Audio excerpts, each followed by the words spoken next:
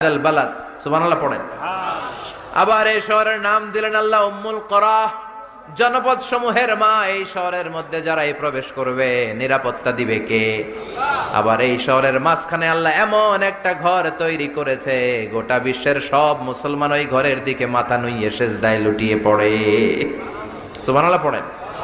ইন্না আউওয়ালা বাইতি উদিআ লিন-নাস লাল্লাযী বিবাক্কাতা মুবারাক। এই কাবা ঘরকে কেন্দ্র করে প্রতিদিন 120টা রহমত নাজিল হয়। চিল্লায় বলেন তো কয়টা? সিত্তিন আলী তাইফিন, 60টা রহমত যারা তাওয়াফ করে তাদের জন্য। আরবাঈন আলিল মুসাল্লিন, 40টা রহমত যারা নামাজ পড়ে তাদের জন্য।